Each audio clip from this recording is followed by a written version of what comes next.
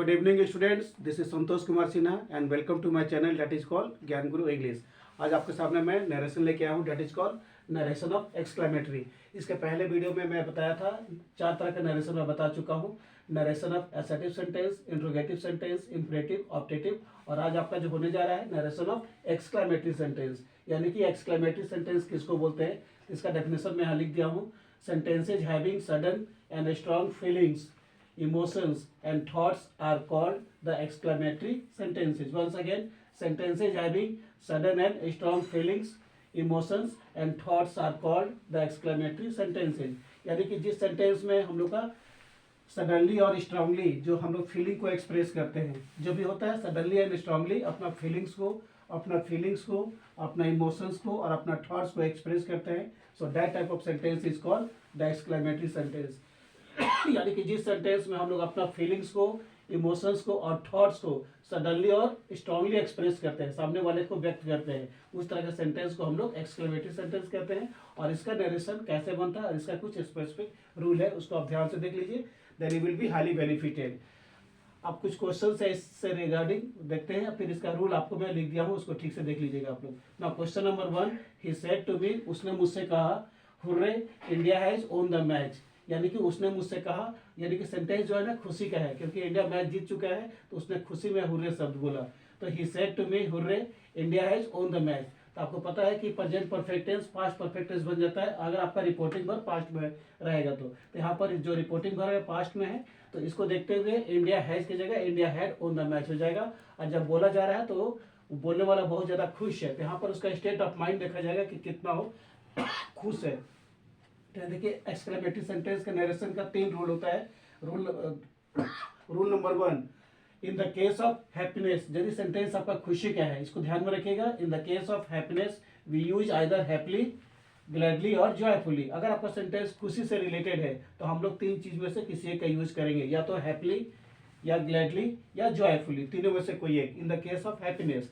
Second rule is in the case of unhappiness, यदि आपका sentence किसी दुखी का है तो हम लोग यूज करेंगे we use either unhappily, sadly, sorrowfully और ग्रीफली। अगर सिंपल आपका सेंटेंस किसी अनहैप्पीनेस से रिलेटेड है तो हम लोग यूज करेंगे अनहैप्पीली, ग्लैडली, सैडली, सॉरोफुली और griefly. Once again, in the case of unhappiness, यदि आपका सेंटेंस दुखी का है तो हम लोग यूज करेंगे we use either unhappily, sadly, sorrowfully और ग्रीफली। और यदि आपका सेंटेंस खुशी का है तो हम लोग क्या यूज करेंगे, in the case of happiness, यदि आपका सेंटेंस खुशी से रिलेटेड है we use either happily, gladly और जॉयफुली।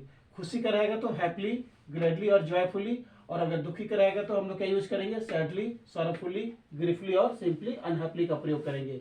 और ये आपका एक्सक्लेमेटरी सेंटेंस है, तो इसमें हम लोग डैट का प्रयोग करेंगे, डैट इज यूज्ड। और एक चीज और जान लीजिएगा कि हम लोग अभी तक सेंटेंस में सैड, टोल्ड या आस्क्ड का प्रयोग कर रहे थे, लेकिन एक्सक्लेमेटरी में हम लोग सिर्फ एक्सक्लेम वर्ड यूज करेंगे, क्योंकि सेंटेंस एक्सक्लेमेटरी है इसलिए एक्सक्लेम लग जाएगा। एक्सक्लेम वर्ड यहाँ पर यूज करेंगे हम लोग, इसमें ना से होगा, ना टेल होगा, ना टोल्ड होगा, बस हम लोग एक्सक्लेम वर्ड का प्रयोग करेंगे अकॉर्डिंग टू टेंस। अगर प्रेजेंट में है तो एक्सक्लेम या एक्सक्लेम्स, अगर पास्ट में है तो एक्सक्लेम्ड हो जाएगा। तो एक्सक्लेमेटरी है इसलिए इसमें हम लोग एक्सक्लेम वर्ड का प्रयोग करेंगे। अब इसी रूल से रिलेटेड हमारा कुछ क्वेश्चन है, उसको हम लोग ध्यान से देखते हैं क्या बोलता है।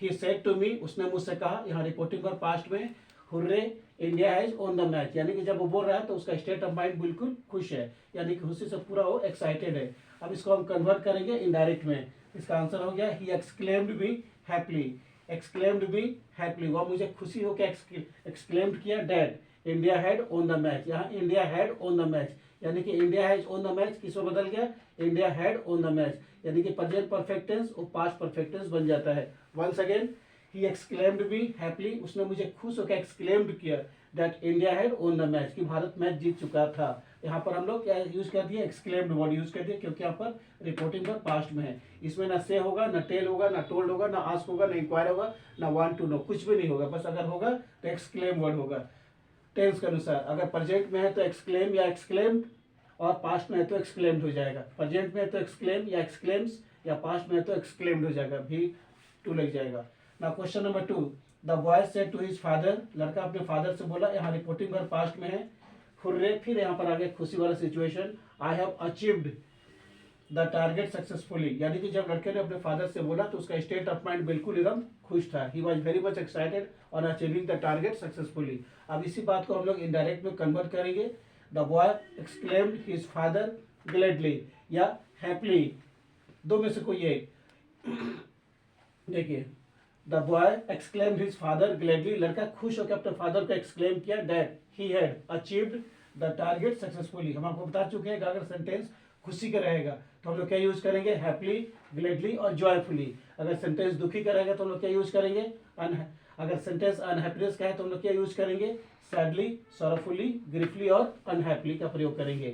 तो एक बार और देख लेते हैं। Question number 2, the boy said to his father, लड़के ने अपने फादर से बोला, यहाँ रिपोर्टिंग और पास्ट में है, hurray I have achieved the target successfully, यानी कि जब बात को लड़के ने अपने फादर से बोला तो he was very much excited और अचीविंग द टारगेट। और इसी बात को हम लोग इनडायरेक्ट में कन्वर्ट करेंगे तो क्या हो गया, the boy exclaimed his father gladly या हैप्पीली या joyfully that he had achieved the target successfully. तो हम लोग ग्लैडली या हैप्पीली या हैप्पीली में हम लोग यूज कर सकते हैं। ही explained his father happily, gladly या जॉयफुली, तीन में से कोई एक, हैप्पीली, ग्लैडली या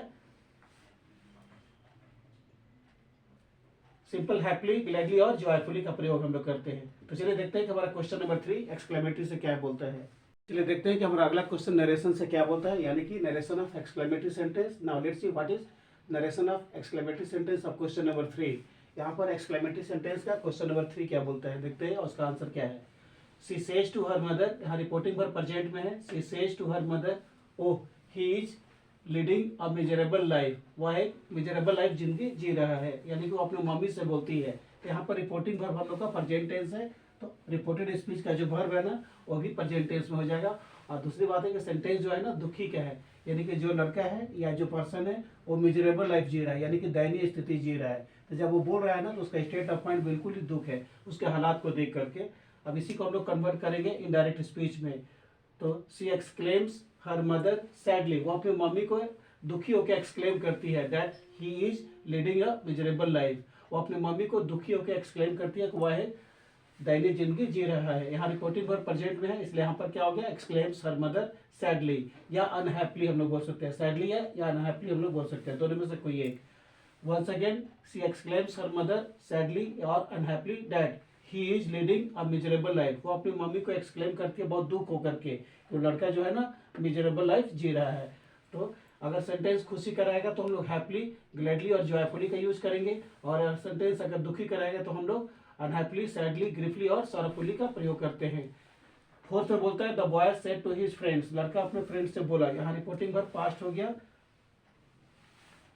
और अगला सेंटेंस क्या बोलता है, alas he is no more, alas लगा यानी कि बहुत ही मतलब दुख वाला बात है, शॉकिंग न्यूज है। एक चीज और जान लीजिएगा, एक्सक्लेमेटरी सेंटेंस में अगर नेचुरल लॉस होता है किसी का, जैसे डेथ हो गया, तो उसमें हम लोग सॉरोफुली या ग्रीफली का प्रयोग करते हैं। और अगर नॉर्मल दुखी है तो उसमें हम लोग अनहैप्पीली या सैडली का प्रयोग करते हैं। एक बार और, अगर एक्सक्लेमेटरी सेंटेंस का आप नरेशन बना रहे हैं, अगर नेचुरल लॉस हो गया, मौत हो गया, तो उसमें हम लोग या ग्रीफली या सॉरोफुली का प्रयोग करते हैं। और अगर नॉर्मल लॉस है, कोई मतलब सिंपल जिंदगी जी रहा है लेकिन गरीब है, तो उसमें हम लोग अनहैप्पीली या सैडली का प्रयोग करते हैं। एक चीज यहाँ पर वही चीज है, अलास लगा यानी कि ही इज नो मोर, अब वो आदमी नहीं है, अफसोस व्यक्त किया जा रहा है कि वो आदमी नहीं है, तो ये आपका नेचुरल लॉस है। इसका आंसर हो गया the boy exclaimed his friends sorrowfully या ग्रीफली भी हम लोग बोल सकते हैं, मतलब दुखी होकर बोला कि वो आदमी और नहीं था। आइदर वी कैन से सॉरोफुली और ग्रीफली, GRIEFLY। एक बार और देखते हैं, the boy exclaimed his friends sorrowfully और griefly that he was no more, यानी कि लड़का अपने फ्रेंड्स को, दोस्तों को बहुत दुखी होकर उदास है तो बोलता है कि वह आदमी और ज्यादा नहीं था, वो आदमी नहीं था मतलब मर चुका था। So in the case of unhappiness, in the case of natural loss we use either sorrowfully और ग्रीफली, दोनों में से कोई एक का प्रयोग करते हैं। और अगर सिंपल कोई मतलब दुखी की बात है, जैसे गरीब है या उसका स्थिति बहुत खराब है, तो उसमें हम लोग सैडली या अनहैप्पीली का प्रयोग करते हैं। लेकिन जो नेचुरल लॉस है जिसको हम कन्वर्ट नहीं कर सकते, उसमें हम लोग सॉरोफुली या ग्रीफली का प्रयोग करते हैं।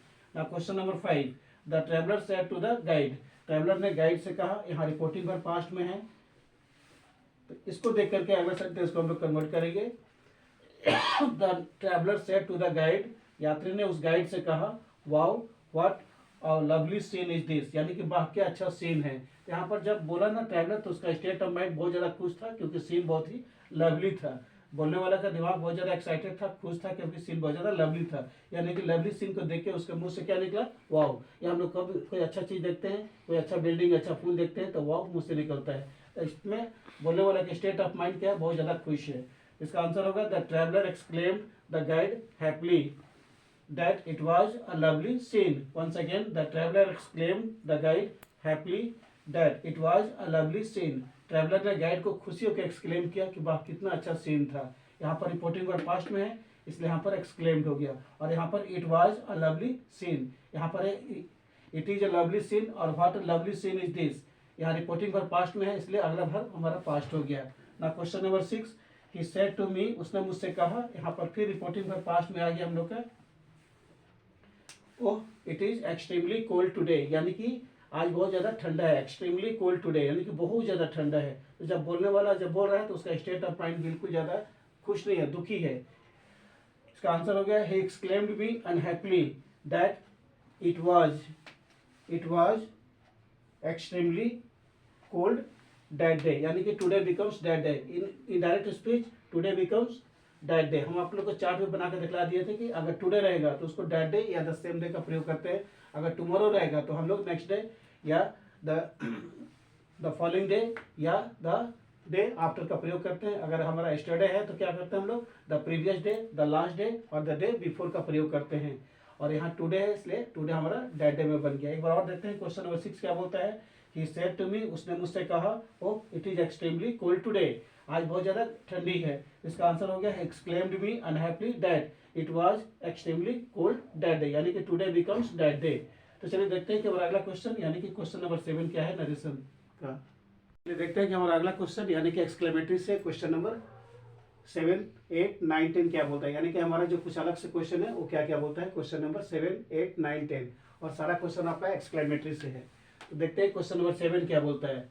The captain said to the soldiers, यानी कि कैप्टन ने सोल्जर से कहा, और हम लोग का यहाँ रिपोर्टिंग और पास्ट में है। The captain said to the soldiers bravo, यानी कि उनको शाबाशी दिया। You have fought well and will be awarded for this, यानी कि कैप्टन ने सोल्जर से कहा ब्रेवो, यानी कि शाबाशी दिया कि आप सभी लोग अच्छा फॉट किए हो, मतलब लड़ाई लड़े हो। And will be awarded for this, और इसके लिए आप लोग को अवार्ड किया जाएगा, मतलब आपको सम्मानित किया जाएगा। Once again, the captain said to the soldiers, "Bravo! You have fought well and will be awarded for this." Now let's see what is the answer of this question. The captain exclaimed the soldiers gladly, यानी कि captain ने soldiers को खुश होके exclaim किया, उनको शाबाशी दिया, that they had fought well and he or she further said that they would be awarded. आपको मैं एक चीज बता देना चाहता हूँ, और बता भी दिया था कि जब भी आपका नरेशन में 2 पार्ट रहेगा सेंटेंस, तो आप उसको फर्दर से ऐड करेंगे। यहाँ पर देखिए सेंटेंस तो एंड यहाँ पर हो जा रहा है, लेकिन आगे भी सोल्जर ने, आपका कैप्टन ने सोल्जर से क्या बोला, and will be awarded for this. इसको याद रखिए कि जब भी आप नरेशन चेंज बनाइएगा, अगर आपका 2 पार्ट में डिवाइड किया हुआ है सेंटेंस, 2 पार्ट में बटा हुआ है, तो आप उसको फर्दर बोल के ऐड कीजिएगा। तो क्या बोला कैप्टन ने सोल्जर से, the captain said to the soldiers bravo, you have fought well, आप लोगों ने बहुत अच्छा फॉट किया, लड़ाई लड़ा है। And will be awarded for this, और इसके लिए आप लोग को सम्मानित किया जाएगा, यानी कि अवार्ड से सम्मानित किया जाएगा। तो 2 पार्ट हो गया, फर्स्ट पार्ट यहाँ से यहाँ तक हो गया फॉट वेल, और दूसरा part will be awarded for this. तो इसका आंसर हो गया, the captain exclaim the soldiers gladly that they had fought well and he और सी। यहाँ पर ही और सी इसलिए होगा क्योंकि यहाँ पर जो कैप्टन है ना, लेडीज भी हो सकते हैं और जेंट्स भी हो सकते हैं, इसलिए ही और सी लग गया। Further said that they would be awarded for that, they would be awarded, उनको सम्मानित किया जाएगा। 2 पार्ट रहेगा तो क्या लग जाएगा, फर्दर बोल के हम लोग ऐड करेंगे। Further said that they would be awarded, यहाँ पर दे हो गया सोल्जर्स के लिए, यानी कि डायरेक्ट से इनडायरेक्ट में हमारा पर्सन बदल जाता है। इसको आप लोग बहुत ज्यादा ध्यान से देखिएगा। ना क्वेश्चन नंबर देखते हैं कि क्वेश्चन नंबर 8 क्या बोलता है एक्सक्लेमेटरी का। Now let's read the question attentively and minutely. He said alas I am ruined, यानी कि ये भी सेंटेंस बहुत ज्यादा दुखी का है, शॉकिंग न्यूज है। अलाश कब लगता है, जब कोई नेचुरल लॉस हो जाता है तब। तो यहाँ रिपोर्टिंग वर्ब पास्ट में है, तो यहाँ पर उसको देखते हुए और सेंटेंस का नेचर को देखते हुए इसको हम लोग इनडायरेक्ट में कन्वर्ट करेंगे। He exclaimed with sorrow that he was ruined। Once again, he exclaimed with sorrow that he was ruined, वह दुखी होकर एक्सक्लेम किया तो वह बहुत ज्यादा दुखी था, मतलब बर्बाद हो गया था। सेंटेंस आपका मतलब नेचुरल लॉस का है, मतलब लॉस कब लगता है, जब हम लोग बहुत ज़्यादा दुखी होते हैं, शॉकिंग न्यूज होता है। Now let's see question number 9। He said my dog is dead. ये भी मतलब आपका नेचुरल लॉस है, क्योंकि यहाँ पर डेड लगा हुआ है और यहाँ पर रिपोर्टिंग वर्ब पास्ट में है। इसका आंसर हो गया exclaimed with sorrow that his dog was dead. Once again he exclaimed with sorrow, यानी कि बहुत दुखी से एक्सक्लेम किया that his dog was dead, क्योंकि उसका कुत्ता मर चुका था। Question number 10। Ajit said what a beautiful sight, यानी कि ये बहुत खुशी का सेंटेंस है। व्हाट अ ब्यूटीफुल साइट लिखा हुआ है और यहाँ आपका रिपोर्टिंग वर्ब पास्ट में है। तो इसका आंसर क्या हो गया, अजीत एक्सक्लेम्ड विथ सरप्राइज और जॉय, यानी कि उसने सरप्राइज होके या खुशी होके एक्सक्लेम्ड किया that it was a very beautiful sight. Once again Ajit exclaimed with surprise और joy that it was a very beautiful sight. So these were the questions regarding exclamatory sentences. अगर आपको ये वीडियो अच्छा लगे तो इसको लाइक कीजिए, शेयर कीजिए और ज़्यादा से ज़्यादा इसको सब्सक्राइब कीजिए। अगले क्लास में मैं आपको फिर मॉडल भर से क्वेश्चंस बता दूंगा, जो कि एकेडमिक और 10+2 और कंपटीशन पॉइंट ऑफ व्यू से बहुत ज़्यादा इंपॉर्टेंट है। Till then good night to all of you.